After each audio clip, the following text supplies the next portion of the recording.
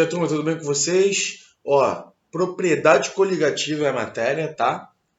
Vamos falar um pouquinho. O pessoal acha propriedade coligativa muito difícil. Eu vou te dar um jeito para ver se vocês entendem tal que vai acontecer na propriedade coligativa, tá? Mas antes de eu falar exatamente das propriedades coligativas, vocês precisam saber dois conceitos muito importantes aqui. Primeiro conceito. Pressão de vapor. O que é pressão de vapor, tá? Vamos lá. Pressão de vapor é o seguinte. Qualquer líquido, tá? Qualquer líquido. Água, um copo d'água. No copo d'água, você está em forma de um líquido. Mas existe uma fase vapor ali em equilíbrio com aquele líquido, tá? Então, mas eu não estou conseguindo ver, João. Sim, você não consegue ver, porque é um gás, tá? É um vaporzinho. Mas o que você tem que entender? Que você tem uma certa quantidade de vapor aqui em cima da superfície do líquido, tá? Só que é o seguinte, a 20 graus Celsius, 30 graus Celsius, essa quantidade de vapor é grande ou pequena? É pequena, né? O que importa saber é o seguinte, você tem uma certa quantidade de vapor aqui na superfície do líquido aplicando uma pressão. Essa pressão vai se chamar pressão de vapor, tá bom? Então, essa pressão de vapor é o vapor que está na superfície do líquido que está exercendo uma pressão no líquido, tá? Essa é a definição de pressão de vapor, tá? Substâncias muito voláteis tendem a ter uma pressão de vapor o quê? Maior. Então, a primeira coisa é o seguinte, quanto mais volátil, depois eu ainda vou falar mais volatilidade, quanto mais volátil, maior a pressão de vapor. Por exemplo, o álcool. O álcool é bastante volátil, é mais volátil que a água, por exemplo. Então, a pressão de vapor do álcool é maior do que a da água nas mesmas temperaturas e pressões, tá bom? Mesmas condições de temperatura e pressão. Ou seja, uma pressão de 1 atm, temperatura nos 25 graus Celsius, né? A pressão de vapor do álcool vai ser maior do que a da água. Tá? Por quê? Porque o álcool é mais volátil. Tá? Gasolina. A gasolina é mais volátil que os dois. Então a gasolina tem uma pressão de vapor maior do que o do álcool e maior do que o da água. Tá bom? Essa é a lógica que você vai ter que entender. Tá? Agora, um detalhe importantíssimo que vocês têm que saber é o seguinte. Imagina que eu pego esse líquido e começo a aquecer ele. Eu estou aumentando a temperatura. Né? Se eu aumentei a temperatura do líquido, eu estou formando o quê? Mais ou menos vapor. Estou formando mais vapor. Se eu estou aumentando a quantidade de vapor aqui, a pressão de vapor o quê? Aumenta. Então, quando eu aumento a temperatura, a pressão de vapor o quê? Também o quê? Aumenta. Segunda relação, né? Bem simples, né? Aumentei a temperatura, formei mais vapor, se eu tenho mais vapor, maior a pressão que vai exercer no líquido, tá? Então, vai ser a pressão de vapor maior, tá? E aí tem um detalhe. Vai ter uma hora que essa pressão de vapor vai aumentar tanto que ela vai se igualar ao do nosso ambiente, entendeu? Por exemplo, a nossa pressão aqui é normalmente 1 atm. Então, eu estou aumentando a temperatura até certo ponto que a pressão de vapor vai chegar no 1 atm. Quando essa pressão de vapor chega no 1 atm, ele chega igual à pressão do ambiente, eu atingi o nosso ponto de ebulição, que é a nossa temperatura de ebulição. Então, você já tem que saber então que é o seguinte, quando a pressão de vapor iguala a pressão do ambiente onde você está, nós chegamos na ebulição, ou seja, nós chegamos na temperatura de ebulição, né? Então, pensa de novo no exemplo do álcool e da água. O álcool tem uma temperatura de ebulição menor que da água. Por quê? O álcool já não está numa pressão de vapor maior, porque ele é mais volátil. Então, eu preciso aumentar menos a temperatura para ela igualar a pressão do ambiente, porque a pressão de vapor dele já está um pouquinho maior. Né? Agora, da água, que a pressão de vapor é menor, eu tenho que aquecer mais para ela igualar a pressão do ambiente. Entendeu? Lógico. Acho que foi, né? Então, primeiro conceito, pressão de vapor, tá bom? Tem que saber essas relações, ok? Vamos para a segunda relação que você tem que saber, que é a osmose, tá bom? Às vezes, Se eu tô, quem for do segundo ano e tá vendo esse vídeo, osmose está no outro capítulo, tá? No terceiro ano não, tá junto. Muito bem, vamos entender o conceito de osmose, hein? Osmose é o seguinte, é quando eu tenho dois meios separados por alguma membrana, tá, semipermeável, que seleciona o que passa, o que fica, tá?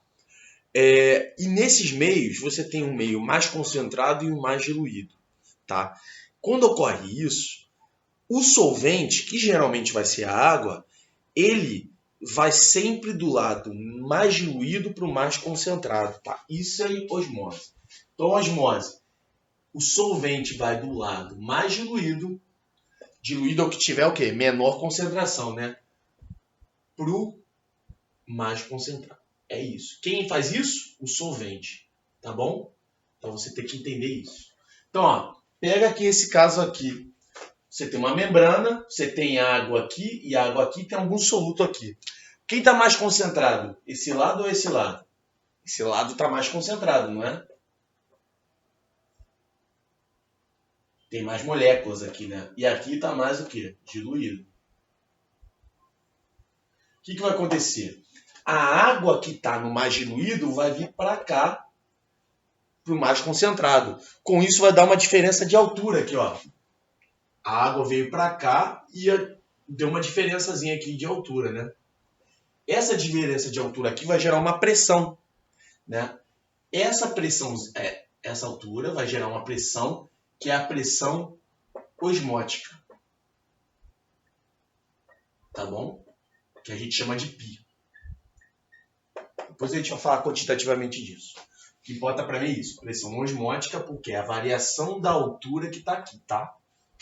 Para você equilibrar isso de novo, você vai ter que aplicar uma pressão externa aqui, né? A gente chama isso de osmose reversa. É quando você já tem a variação de altura pela osmose natural e aí você quer igualar isso. Então você aplica uma pressão externa aqui para igualar para cá, tá? Que tem que ser igual à pressão osmótica, óbvio, né? Tá? Vou mostrar aqui uns slides aqui de osmose antes de a gente continuar aí sim com propriedade coligativa, tá bom? Muito bem, então, ó, resumindo então, a osmose de novo é o quê? Passagem do solvente do meio mais diluído, que a gente chama de hipotônico, tá? Para o mais concentrado, que é o hipertônico. Então, tá vendo aqui? Veio para cá, a água teve essa variação de altura, tá? Muito bem. Aqui tá outro exemplo aqui. Propriedade quantitativa da osmose, tá bom? Isso aqui é basicamente a fórmula do partil Venaruto, tá? Tá vendo essa formulinha que tá ali? Lembra do PV igual a nRT? Tá? Aí você passa o volume para cá. Ó. Pressão vai ser nRT sobre volume, tá bom? Só que número de mols sobre volume é a molaridade, a concentração molar. E a pressão vai ser a pressão osmótica. Então, pressão vira pressão osmótica. N sobre V é a molaridade, concentração em mol por litro, vezes R, vezes T, vezes I. Esse I eu vou explicar lá na frente, tá? Que é o fator de correção do Van 't Hoff aí, tá? Daqui a pouco eu vou falar desse I, tá bom? Mas só grava isso aí, tá? Tem uma formulinha quantitativa para pressão osmótica. E osmose reversa é quando você aplica a pressão contrária, tá? Basicamente isso que eu quero que vocês entendam, tá? Então, olha só, antes de eu começar a falar mesmo das propriedades, dos efeitos das propriedades coligativas, vamos dar dois exemplos de osmose aqui bem clássicos, tá? Primeiro exemplo, por exemplo, por que antes, quando não tinha geladeira, imagina o seguinte, na época não tinha eletricidade, eletrodoméstico, geladeira. Por que as pessoas, para conservar alimentos, adicionavam sal nos alimentos? Tá? Vamos lá. Primeiro, vamos pensar o seguinte. Água. Água é algo que carrega micro-organismos, né? Bactérias, coisas que fazem alimentos estragar. Tá bom? Primeira coisa é isso. Quando você pega uma carne e essa carne... Vou botar aqui mesmo, tá? Você tem uma carne. Essa carne tem uma certa quantidade de água, não tem? Ali absorvida na carne, tá bom? Quando você adiciona carne mais sal, né? O que acontece? A água, ela vai ver o sal, uma quantidade de sal, e ela vê um lado mais concentrado, né? Por quê? Na carne tem água com sal.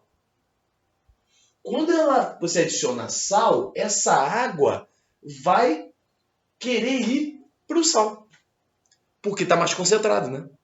Ou seja, essa água sai da carne e vai para o sal. Ou seja, essa carne meio que desidrata. Já viu o termo carne seca? É disso, carne de sol. Então essa carne ela fica com pouca água dentro dela.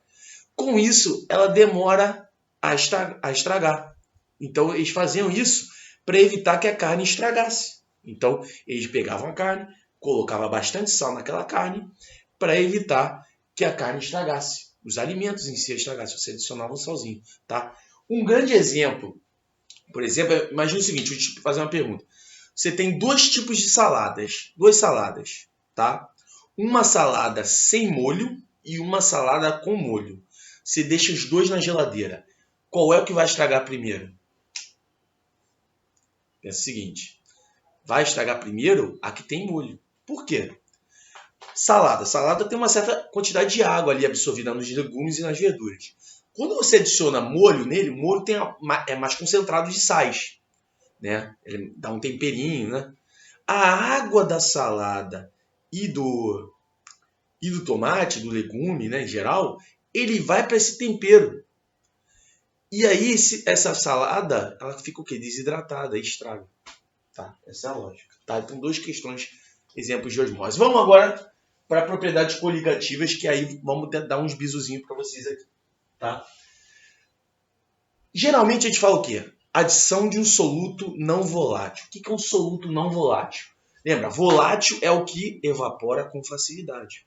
Soluto não volátil é aquele que tem dificuldade de evaporar. Por exemplo, sais fazem ligações iônicas, né? Então, são difíceis de formar gases, né? De formar vapor. E açúcar também. Açúcar é um cara difícil de evaporar, né? Tanto que na nossa temperatura ambiente eles estão em estado sólido, né? Então, quando você adiciona um sal ou um açúcar na água, algumas propriedades da água ou de qualquer solvente, de qualquer líquido, vão ser alteradas, tá? Porque você adicionou algo que dificulta a formação de vapor. Então, a primeira coisa, quando eu adiciono algo não volátil no líquido, você está o quê? Dificultando. Então, dificulta a formação de vapor. Tá? Se você está dificultando a formação de vapor, a pressão de vapor daquele líquido vai aumentar ou diminuir? Se você tem mais dificuldade de formar vapor, sua pressão de vapor vai o quê? Diminuir. Então, ó, vai diminuir a pressão de vapor, tudo bem? Sua pressão osmótica, como você adicionou mais soluto, né? Você adicionou sal ali, né? A pressão osmótica vai o quê? Aumentar, porque aquela alturinha que tinha ali, você aumentou a concentração de alguém. Então, aquela variação de altura daquele tubo vai o quê? Aumentar. Então, a pressão osmótica vai aumentar. Tudo bem? Temperatura, isso aqui, ó, TC, temperatura de congelamento. No livro está escrito crioscopia, tá bom? Aqui tá falando de tonoscopia, que estuda a pressão de vapor, né? Então, no caso, a pressão de vapor diminui. Aqui está falando osmoscopia, então a pressão osmótica aumenta. Crioscopia e ebulioscopia, tá? No livro está assim. Temperatura de congelamento do solvente, tá bom? Isso aqui é do solvente. O que acontece com ele? Ele vai diminuir, tá? Então, não sei se alguém já fez isso num churrasco, numa festa, que é o quê? Você tem lá suas bebidinhas, refrigerante, cerveja, essas coisas, água, H2O. Aí você colocou lá no isoporzinho, botou o gelo, né? Aí tem o cara que é químico, um cara que sabe de química, que fala assim, vou adicionar sal nesse gelo. Por que ele está fazendo isso? Quando ele adiciona o sal no gelo, ele está diminuindo a temperatura de congelamento do solvente. Tá? Como assim, João? Por exemplo, temperatura de congelamento da água normal é o quê? 0 graus Celsius. A temperatura de fusão da água, 0 graus.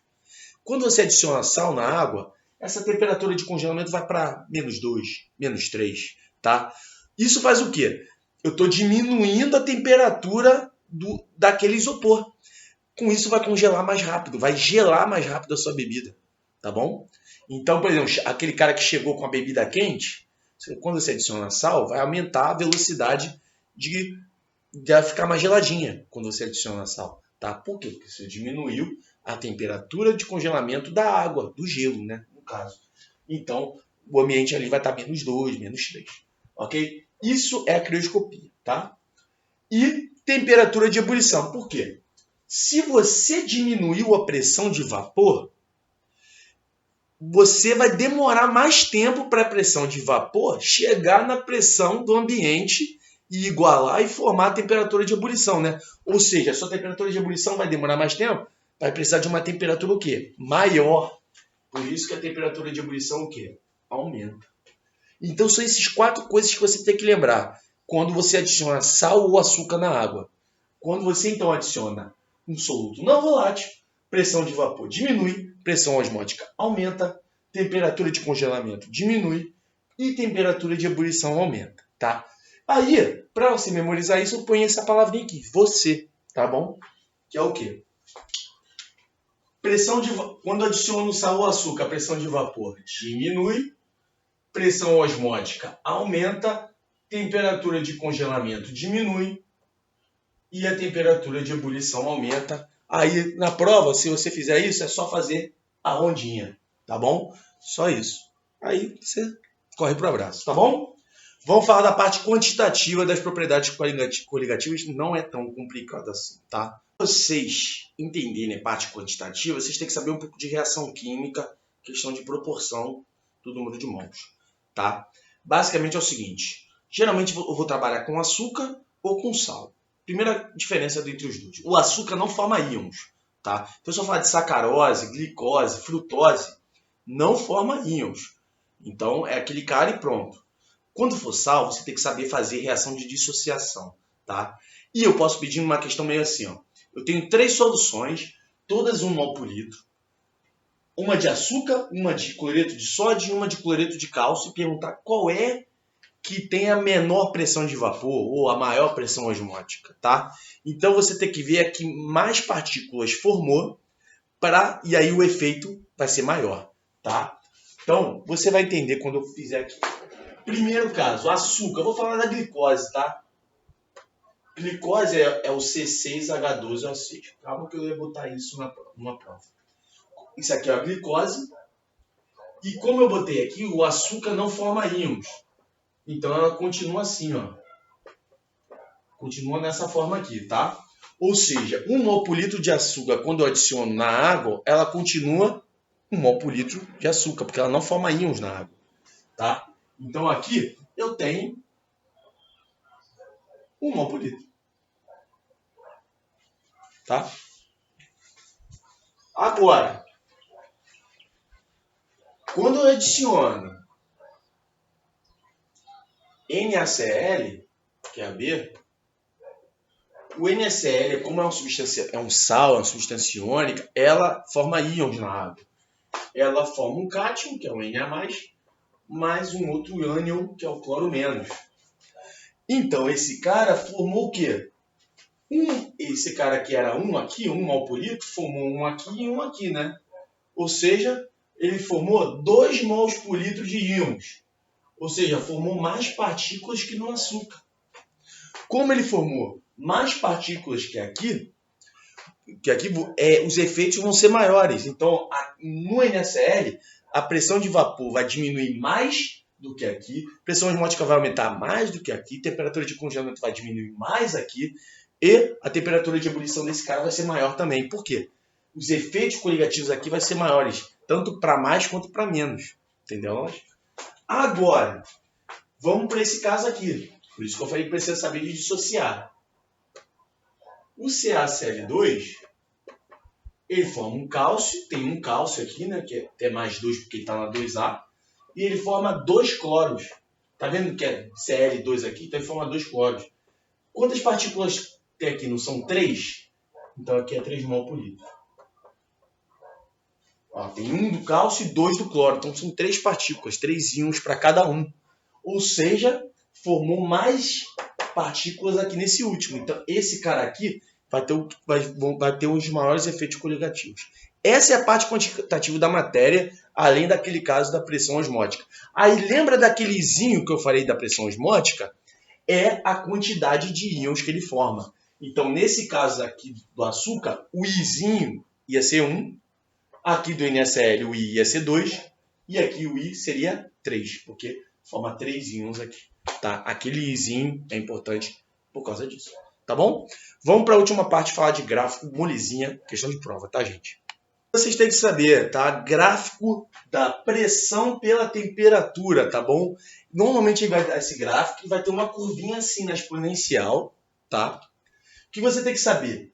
Para cima, ele está no estado líquido, para baixo ele está no estado vapor, tá? Então, ó, se eu tiver um ponto aqui, um ponto A aqui, está no estado líquido, aqui vai estar no estado vapor, aqui no meio ele está no equilíbrio, ele está o quê? Evaporando. Aqui nesse ponto aqui, se estiver em cima, aqui na temperatura, é a temperatura de ebulição, tá bom? E aí aqui vai ser a sua pressão de vapor quando essa temperatura de ebulição iguala, seria a pressão do ambiente, né, no caso, tá bom? O que vai acontecer? Ele vai gostar de comparar algumas coisinhas. Por exemplo, tem a água. Quando eu adiciono sal na água, o que acontece? A curva vem para direita ou para a esquerda? Isso que você tem que saber, tá? Você tem que saber o seguinte. Quando eu adiciono algo não volátil, né, como um sal, a pressão de vapor não diminui. Então, essa curva vai o quê? Para cá. Ele vai diminuir. Então, para cá, quando ele vem para cá, é porque eu adicionei algo não volátil. Agora, quando adiciono algo mais volátil, como álcool, ela vem para a esquerda, porque a pressão de vapor aumenta. Porque é algo volátil, tem tendência a formar vapor, logo a pressão de vapor vai aumentar, então a curva vai o quê? Subir. Então aqui é mais volátil. Tá bom? Então, ó, uma questão que eu adoro botar numa prova. Tá? Lembrando que essa matéria da prova cai só para o segundo ano. Para o terceiro ano não cai essa matéria, tá? Então é o seguinte, eu tenho temperatura e pressão aqui, eu tenho a água. Aí eu falei, quem é a gasolina, quem é a água do mar, né? A gasolina, ela é o quê? Mais volátil. Se ela é mais volátil, a curva está mais para cima. Ou seja, a gasolina é o A. A água do mar é a água com sal, ou seja, quando você adiciona o sal na água, a pressão de vapor vai diminuir, então ela vem para cá. É a curva B. Entendeu? Só isso. Faça os exercícios dos capítulos indicados, tá bom? Um abraço para todo mundo. Fui.